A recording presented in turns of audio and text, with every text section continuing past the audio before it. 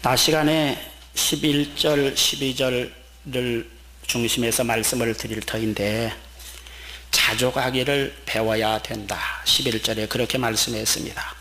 그 다음에 일체의 비결을 배웠다.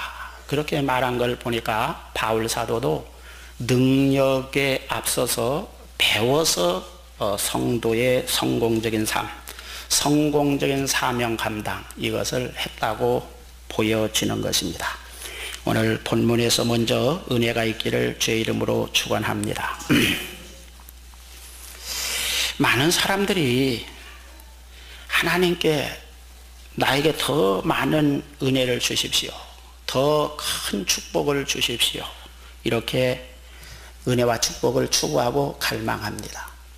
그런데 사실은 똑같은 것을 주셨어도 남의 손에 있는 것이 커 보이기 때문에 똑같이 하나님은 주셨음에도 불구하고 자기는 적게 주셨다고 하나님을 향해서 원망하고 불평하는 경우가 너무나 많다, 그런 말입니다. 오늘 우리가 생각해 볼 말씀 중에서 저는 구약에서 아주 한 명, 신약에서 한 명 우리의 신앙 생활에 도움이 될 만한 엑스트라를 소개하려고 합니다. 오늘 본문 성경을 쓴 이 바울 사도를 먼저 엑스트라로 그분의 삶이 어땠는가를 여러분에게 먼저 소개해 올리려고 합니다. 여러분이 자신의 삶과 이분의 삶과 한번 비교해 보시기 바랍니다. 고린도후서 11장 23절 27절을 보십시오. 내가 수고를 넘치도록 하고 옥에 갇히기도 더 많이 하고 매도 수없이 맞고 여러 번 죽을 뻔하였으니 유대인들에게 40에 하나 감한 매를 5번 맞았으며 3번 태장으로 맞고 1번 돌로 맞고 3번 파선하는데 1주야를 기품에서 지냈으며 여러 번 여행에 강의 위험과 강도의 위험과 동족의 위험과 이방인의 위험과 시내의 위험과 광야의 위험과 바다의 위험과 거짓 형제 중에 위험을 당하고 또 수고하고 애쓰고 여러 번 자지 못하고 줄이며 목마르고 여러 번 굶고 춥고 헐벗었노라. 이렇게 자기의 삶을 소개했습니다. 나는 춥고 배고프다, 그 말이 어디서 나왔나 그랬더니 이 성경에 보니까 여러 번 자지 못하고 줄이고 목마르고 여러 번 굶고 춥고 헐벗었노라. 그렇게 바울 사도는 자기의 삶을 소개했습니다. 오늘 본문의 내용을 여러분들이 듣는 것으로 잘 이해하지 못했다면 조금 제가 간추려 말씀을 드리면, 그는 주님을 위해서 수고를 넘치도록 했다. 그러니까 충성 많이 했단 말이죠. 주님을 위해서 수고를 넘치도록 했으니까 우리는 어떻게 성경을 해석하냐면, 수고를 주님을 위해서 넘치도록 했으니까 풍성해지고 넉넉해지고 살기가 편해지고 평탄해지고 정말 모든 것이 좋아져야 된다, 그렇게 꼭 성경을 해석한단 말이에요. 그런데 그 바울 사도는 내가 주님을 위해서 수고를 많이 했다, 그리고는 그 밑에다가 무엇을 붙였느냐면, 내가 옥에 갇히기도 여러 번 했다, 매도 수없이 맞았는데 얼마나 많이 맞았느냐, 40에 하나 감한 매를 5번이나 맞았다. 그러니까 40번 맞으면 사람이 죽는다고 생각했기 때문에 거기다 죽을 만큼, 죽지 않을 만큼 때린다, 그런 의미로 39대 때리고, 너 한 대 더 때리면 너 죽을 건, 하나는 내가 인정사정을 봐주어서 하나는 감해준다. 그래서 39대를 때리는데, 그러니까 죽을 만큼 5번이나 맞았다. 태장으로 3번 맞고 돌로, 이 자식 때려 죽일 놈하고 돌로 1번 맞았다. 자, 주님을 위해서 이렇게 충성하고 복음을 전하기 위해서 여러 곳에 다니기 위해서, 그 당시에는 자동차도 없고 뭐 자전거, 뭐 기차 이런 거, 비행기 없으니까 주로 이제 배를 타고 가기도 하는데, 배를 타고 가는데 3번이나 파선해서 바다에서 죽을 고비를 일주일 동안이나 헤매면서 지냈다. 여러분, 주님 복음을 전하려고 가려고 하니까 요나 같은 놈이나 배에 탔으면 배가 깨질는지 모르지만 요나 같은 사람하고는 다윗은 비교할 수 없는 분이니까 배가 깨질 배도 걔가 안 빼지죠. 그런데 이 성경은 바울사는 담대하게 내가 탄 배도 3번이나 깨졌다. 잘 믿는 사람이 탔으니까 안 깨지는 것도 아니고 정말 주님을 위해서 충성하는 사람이 탄 배니까 특별히 뭐냥 안 깨졌다고 그렇게 우리가 말하는데 바울 사도는 전혀 반대로 오늘 우리에게 말씀하고 있는 것입니다. 여러 번 복음 전도 여행에 있어서 위험을 당했는데 강의 위험과 강도의 위험과 동족의 위험과 이방인의 위험과 신의 위험과 광야의 위험과 바다의 위험과 거짓 형제 중의 위험을 당하고, 이 말씀 중에서 저는 다른 건 뭐 그런 대로 이해가 돼요. 뭐 강의 위험, 뭐 강을 건너려다가 뭐 풍랑을 만났다든가, 뭐 바다를 건너려다가 풍랑을 만났다든가, 뭐 광야를 건너려 지나다가 뭐 배가 고팠다든가, 그거 이해가 되는데 강도도 만났답니다. 복음을 전하러 다니는데 왜 강도를 만나요? 돈이나 뭐 많이 가지고 다니는 사람도 아닌데 안 만나야 될 거 아니에요.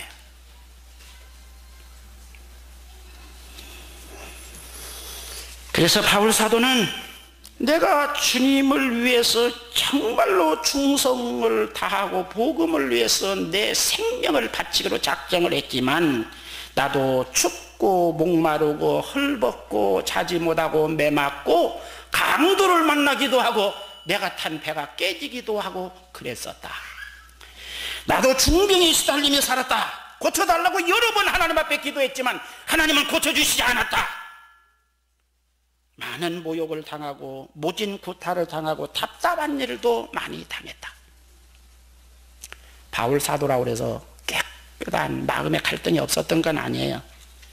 바울 사도의 마음에도 선과 악의 갈등이 있었습니다. 오라 나는 곤고한 사람이로다. 이 사망의 몸에서 누가 나를 건져내랴. 그런 탄식도 그 속에 있었습니다.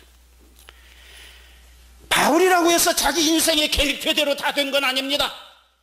하나님의 뜻을 이루기 위해서, 복음을 전하기 위해서 화려한 인생의 계획을 세우고 꿈을 가지고 있었지만 그 꿈은 철저하게 좌절된 일이 가끔 있었습니다. 누구든지 새 출발을 하려고 하면 가슴이 부풀어 오르고 굉장히 인생의 계획을 세웁니다.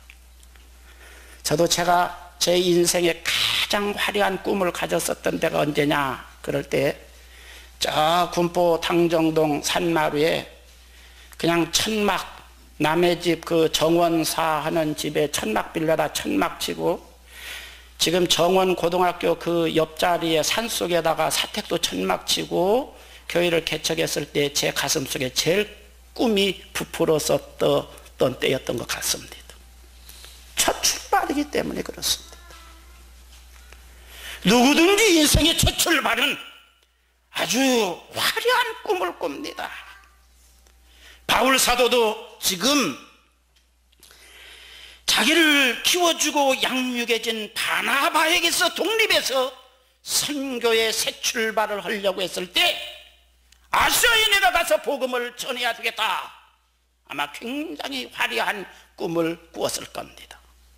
그런데도 시간은 지나는데 아시아로 나가는 길이 열리지 않아서 한 달을 하고 거기에서 바닷가만 왔다 갔다 하고 있었습니다. 그때 마게도냐의 어떤 사람이 손짓을 하면서 아시아로 가려고, 그렇게 하나님이 길을 막는데 아시아로 가려고 하지 말고 여기 와서 우리 좀 살려주십시오. 여기서 우리를 도와주세요. 그렇게 번역할 수도 있지만 우리를 좀 먼저 좀 살려주십시오. 그 환상을 보고 지금까지 자기가 세운 화려한 인생의 꿈과 계획표를 다 휴지처럼 찢어버리고 전혀 계획에도 없었던 마게도냐로 선교 첫 출발의 발걸음을 내딛습니다. 또 그가 평생에 기도한 기도 제목이 있는데, 내가 로마에 가서도 복음을 전해야 되겠다. 세계 제1의 도시, 거기에 가서 내가 정말로 하나님의 복음을 전해야 되겠다. 온갖 우상이 득슬거리는 그 세계적인 무대에 가서 정말 하나님의 사심을 내가 증거하고 구원의 복음을 증거해야지. 큰 꿈을 꾸고 계획을 세웠지만 그가 로마에 간 것은 죄수로 압송되어서 감옥에 유치되었던 것입니다. 그러나 그는 감옥에서도 주님의 복음을 전했습니다. 그러니까 바울 사도도 세상을 살아갈 때 자기 꿈대로 되지 않았다, 인생의 계획표대로 되지 않았다, 철저하게 어떻게 생각하면은 자기가 원하는 방향으로 굴러가지 않았다, 되어지지 않아서 어떻게 보면 낙심하고 실망할 수 있지만, 그러나 그 속에서도 그는 일체의 비결을 배웠기 때문에 낙심하지도 않고 실망하지도 않고 자기가 해야 될 바로 그 일을 감당했다. 할렐루야. 그는 집 한 칸도 없이 새방을 살면서 떠돌이로 살았습니다. 그는 가족도 없는 독신으로 혼자 살았습니다. 그는 길거리에 앉아서 천막을 지워가면서 복음을 전했습니다. 복음을 전한다는 게 뭡니까? 바울사도 그때는 교회가 있는 것도 아니고 전기세를 내는 것도 아니고 무슨 수도세를 내는 것도 아니고 아무것도 필요 없어요. 뭐가 필요냐? 천막 지어서 먹고 살았다, 그런 말이에요. 살아야 복음을 전할 거니까 길거리에 천막 끼워서 그것으로 수입 삼아서 의식주를 해결하면서 돌아다니면서 복음을 전했다, 그런 말이죠. 천막 끼워서 복음 전했다. 그러니까 여러분, 복음 전하는데 무슨 전도지를 인수했나? 그때는 전도지 인수하는 시대도 아니고요. 무슨 자동차 기름 넣나? 그것도 아니에요. 먹고 살았다, 그런 말이겠죠. 복음 전도자는 먹고 사는 것이 곧 복음을 전하는 것입니다. 믿습니까? 그는 자가용은 고사하고 걸어다니며 복음을 전했습니다. 그는 마지막 극악한 죄인으로 몰려서 십자가에서 죽임을 당했습니다. 그러면 정말 믿음의 위대한 사람, 신약성경에서 그보다 더 잘 믿을 수 있을까? 그런 사람, 바울하고 우리 자신하고 한번 비교해 보십시오. 그 믿음이 그렇게 대단한 바울이 그랬다면 우리는 너무나 화려하게, 너무나 풍요롭게, 너무나 여유 있게, 너무나 부족 없이 황송망송하게 사는 거 아닙니까? 그렇지 않습니까? 그런데도 불구하고 우리는 모자란다고 엎어지고 뒤집어지고 한숨 쉬고 낙심하고 절망하는 반면에 바울 사도는 감사하고 찬송하며 기뻐하며 살았다. 그 이유와 그 비결이 어디에 있나? 오늘 낮 시간에는 배워서 그 비결을 터득해야 되겠고, 밤에는 능력받아 그 문제를 해결해야 되겠습니다. 첫 번째로, 성도의 삶은 환경이나 조건에 만족하는 것이 아니라 주님으로 만족하며 사는 것입니다. 할렐루야. 자족이라고 하는 말, 11절에 자족하기를 배웠다 그랬을 때 일반적인 뜻은 현재 있는 그대로 만족하며 산다, 이거 자족인데 이런 뜻이 아닙니다. 이 성경의 말씀은 그런 뜻도 있을 수 있지만 근본적인 본래의 뜻은 그 이상의 깊은 뜻이 이 속에 숨겨 있는 겁니다. 이것을 설명하기 위해서 저는 구약에서 엑스트라로 다윗을 등장시켜서 여러분에게 소개해 올리려고 합니다. 시편 23편 1절 2절을 보십시오. 여호와는 나의 목자시니 내가 부족함이 없으리로다. 그가 나를 푸른 초장에 누이시며 쉴만한 물가로 인도하시는도다. 이렇게 고백했습니다. 간증했어요.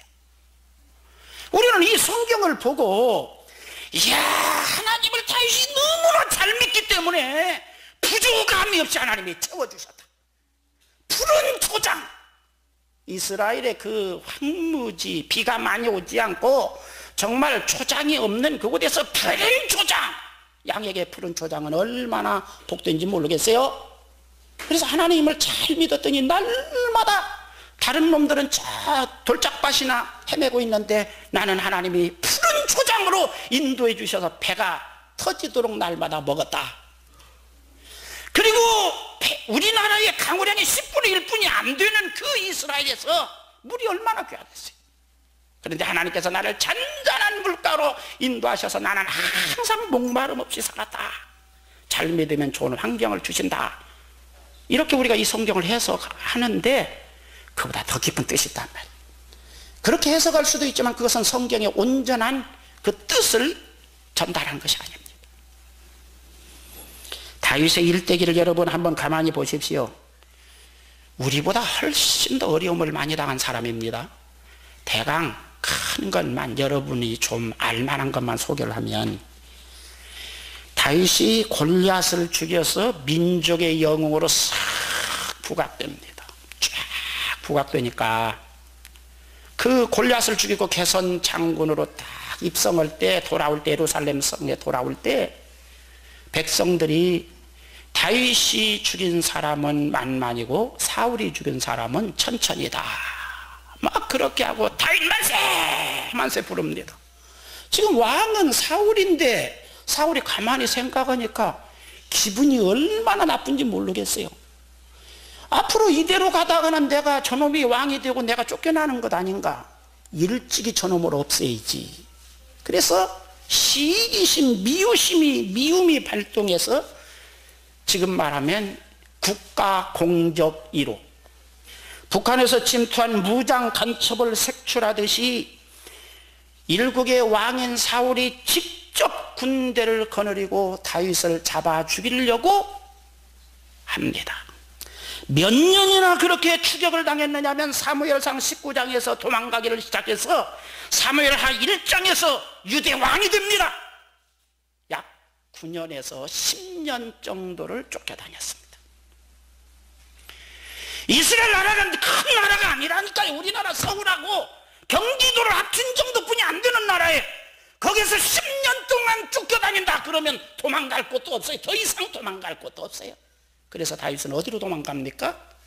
블레셋, 옛날 자기가 죽인 골리앗의 나라 블레셋에 가서 고개를 굽실거리면서 내가 그때 정신이 삐어가지고 골리앗을 죽였는지, 옛날에 그 10년 전에 골리앗 죽인 것은 대단히 죄송합니다마는, 그리고 내가 골리앗을 이긴 힘 있는 사람 아닙니까? 내가 왕의 신복이 될 테니까 골리앗은 이렇더라도 나를 얻으십시오.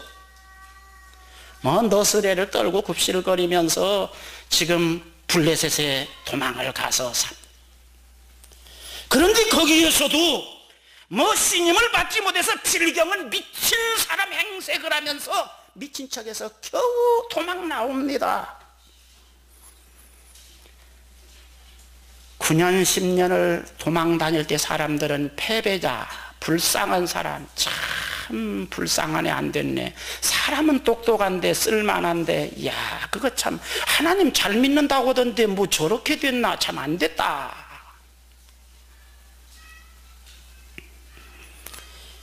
그 다음에 왕이 된 후에는 가정적으로 환란이 끊이지 않습니다. 다윗의 아들, 딸들이 있는데 이제 여자들, 아내 처첩들이 여럿이다 보니까 각각 배다른 아이들이 태어났는데, 오누이들끼리 배다른 아이들이라도 다윗이 볼 때는 친아들, 딸들이 아닙니까? 친아들, 딸들 간에 간통하는 사건이, 같이 동침하고 잠자는 사건이 일어났어요. 이게 있을 만한 일이에요. 믿음의 가정에서, 다윗과 같이 믿음 좋은 사람의 가정에서. 그 다음에 이 일로 인해서 형제들끼리 죽이는 살육의 사건이 일어났어요. 친아들들끼리 서로 잡아 죽이는 사건입니다. 그 다음에 압살롬이 반역을 해서 자기 큰아들에게 쫓겨서 맨발로 밤에 잠을 자다가 도망을 가는 사건이 일어났어요. 그 압살롬은 왕이 된 다음에 자기 아버지가 데리고 살던 후궁들을 저 높은 왕궁 위에다가 전부 다 데리고 일렬로 서고 차례대로 사람들이 보는 앞에서 강간을 했어요. 여러분, 이런 사건들을 가만히 당하는 다윗의 입장에서 여러분 한번 생각해 보세요. 남의 입장이니까, 남의 일이니까 야 뭐 그럴듯하다 그렇지만 이것을 당하는, 말하자면 다윗으로서는 보통 사람이 상상할 수 없는 마음의 그늘과 어둠과 고민과 두려움과 불안과 갈등을 가지고 있었을 거예요. 그럼에도 불구하고 그는 이런 상상할 수 없는 어려움과 고난을 겪으면서도, 그는 고난 속에서도 하나님을 향해서 여호와는 나의 목자시니 내가 부족함이 없다. 그가 나를 푸른 초장 잔잔한 물가로 인도하신다. 그렇게 신앙을 고백했습니다. 할렐루야. 그 뜻이 뭡니까? 이 다윗의 이 고백은 눈에 보이는 물질적인 환경 조건이 푸른 초장 잔잔한 물가가 아니라 하나님이 나의 푸른 초장이시고 하나님이 나의 잔잔한 시냇물이시다. 그렇게 고백합니다. 믿습니까? 인간은 아들놈이든지 장인이든지 누구든지 신복이든지 아무도 믿을 수 없다, 그런 말이에요. 다윗이 왕위를 솔로몬에게 물려준 다음에 그가 유언한 유언 중에 무엇이 있는지 압니까? 자기를 평생 동안 섬기고 충성해왔던 요압이나 이런 장군을 반드시 죽여라고 유언하고 있는 겁니다. 너는 그들을 절대로 그냥 둬서는 안 된다.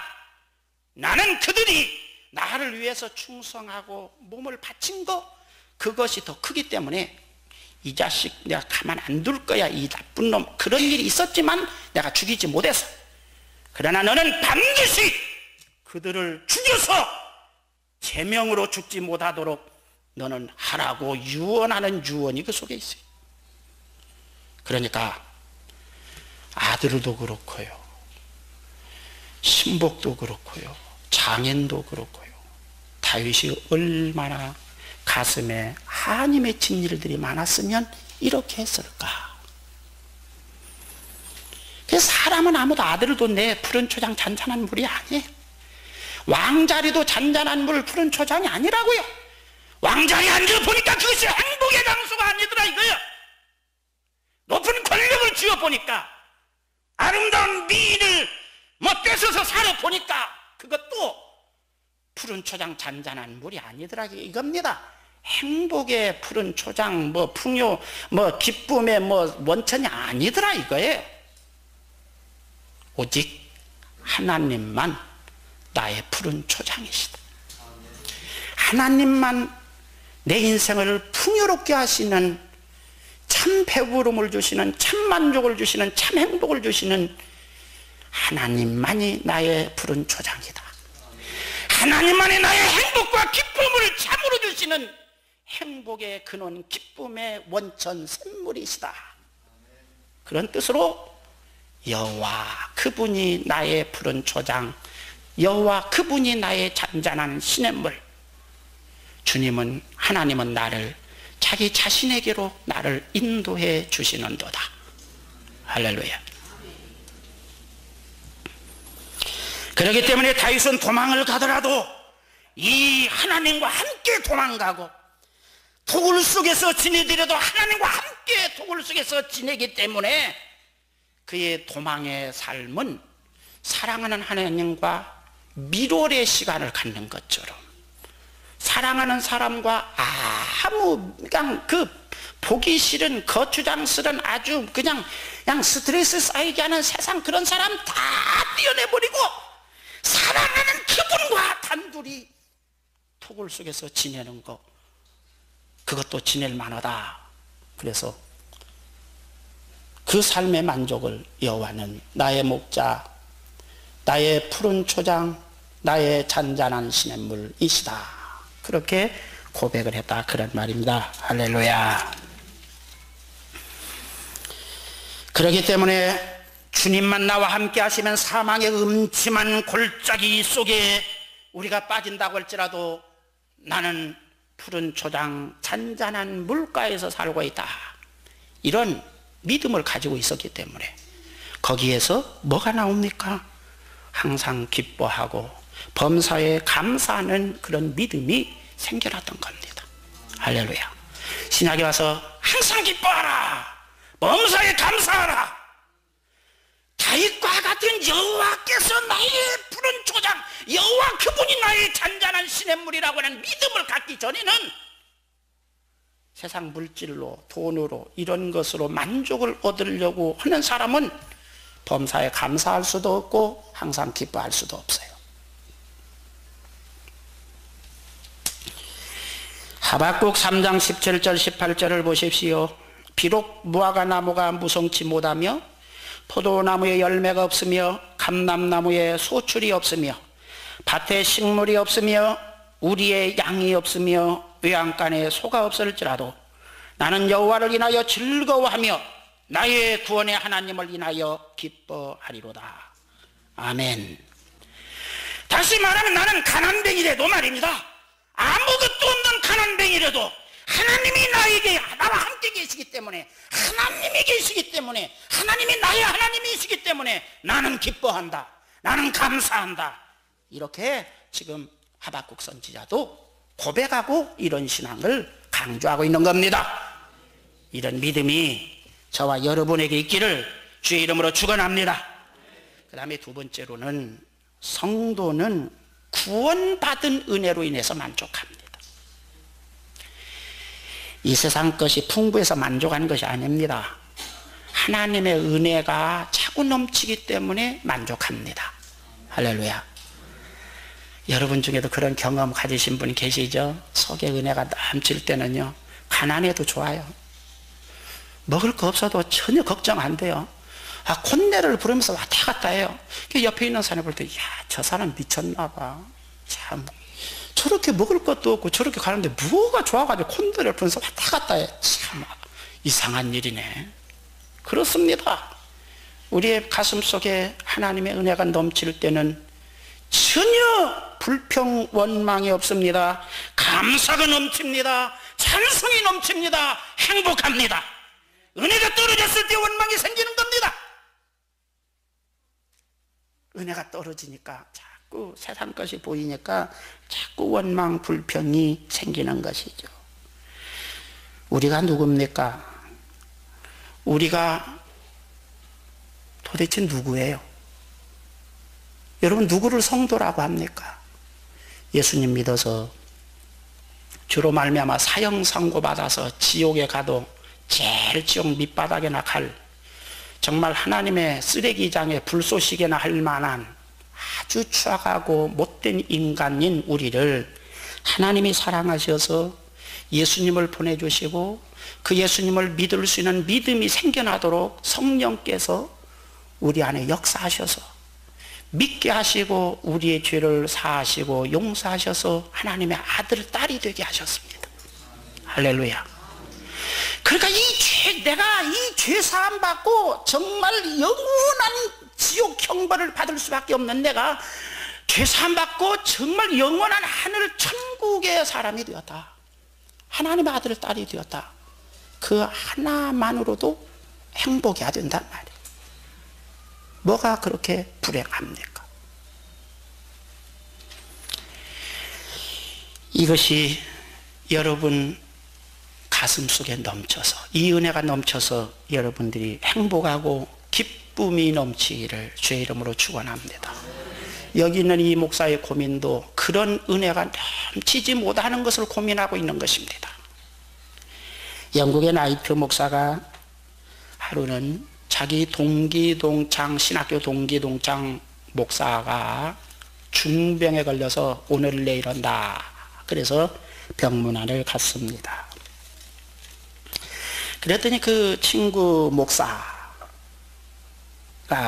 병석에서 하나님을 향해서 막 머리 끝까지 원망불평을 합니다.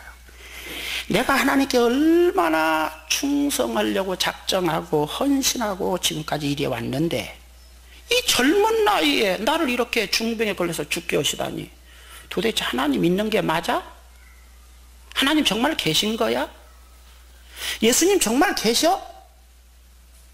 뭐 이런 질문을 이 나이트 목사에게, 친한 친구 목사니까 동기동창 목사고, 그러니까 그런 질문을 하고 막 하나님을 원망하고 그럽니다.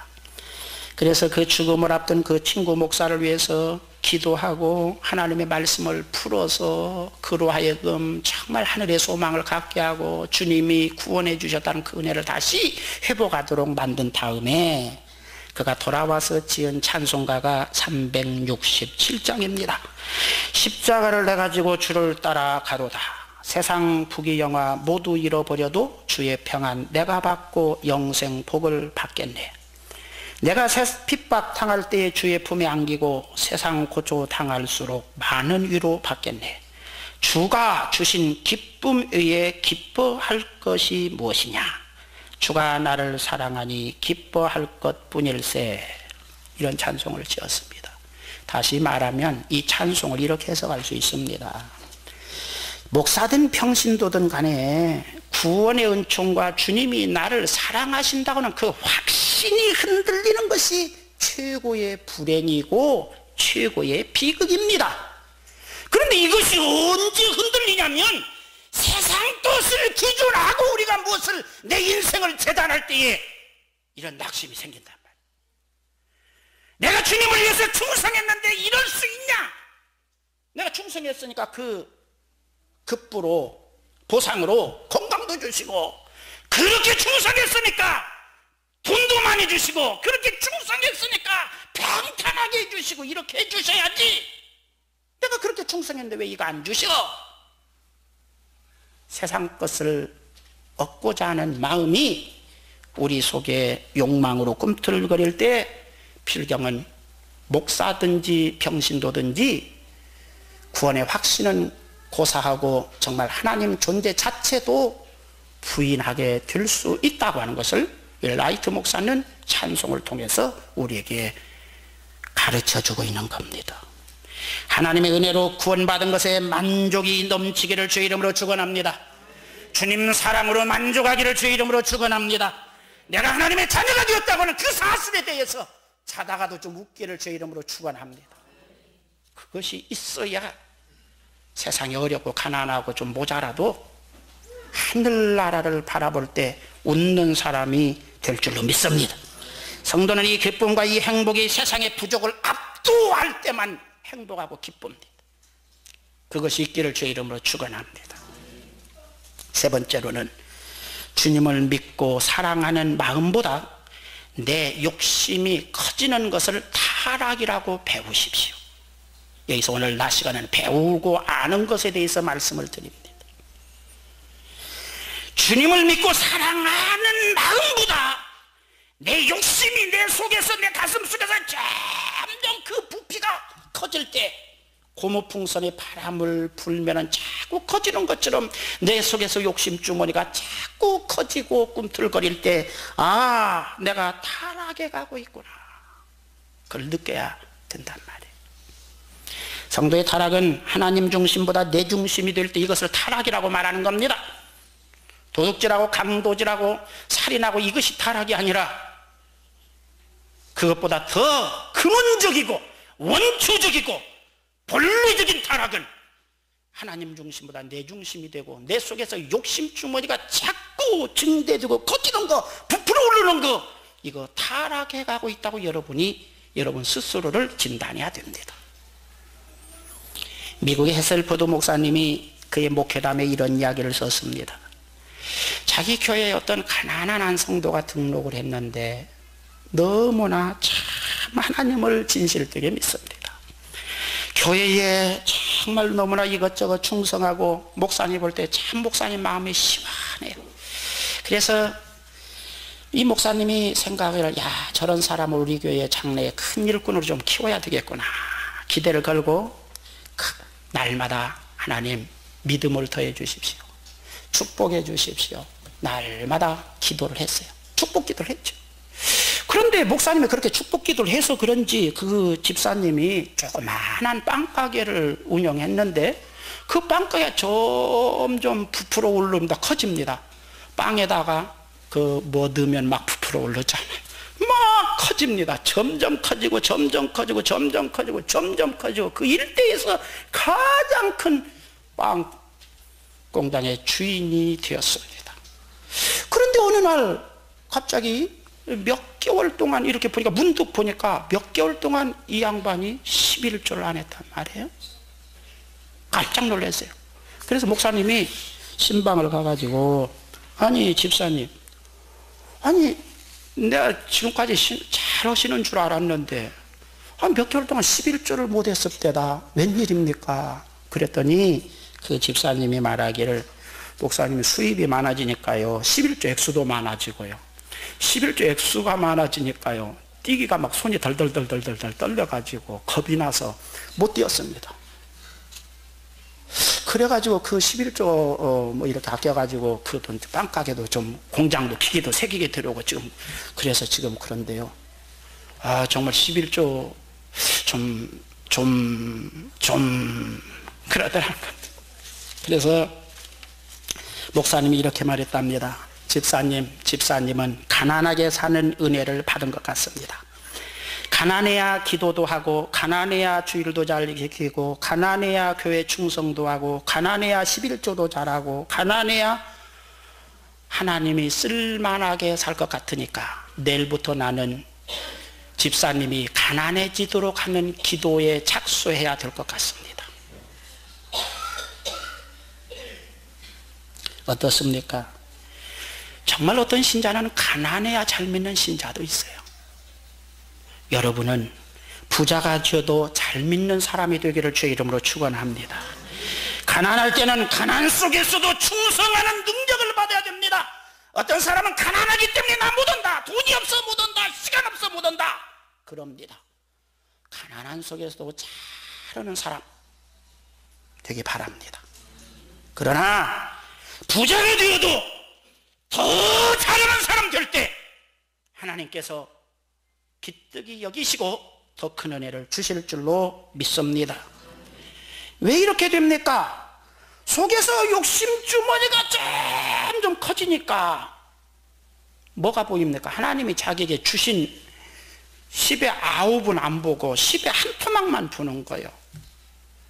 이런 사람한테 10의 9을 내려와 그랬으면 큰일 날 뻔했어요. 우리는 속에서 욕심이 커질 때 내가 타락해 가고 있구나 이렇게 생각하고 여러분이 기도하고 회복해야 될 줄로 믿습니다. 사랑하는 여러분, 아직도 세상 것을 바라볼 때 부러움이 많고 내가 좀 불행하다 느껴집니까? 예수님이 여러분의 만족이 되기를 주의 이름으로 축원합니다. 하늘나라를 생각하고 주님의 구원을 생각하고 하나님의 자녀됨을 생각하면서 하나님 앞에 영광 돌리는 여러분들이 되기를 주의 이름으로 축원합니다.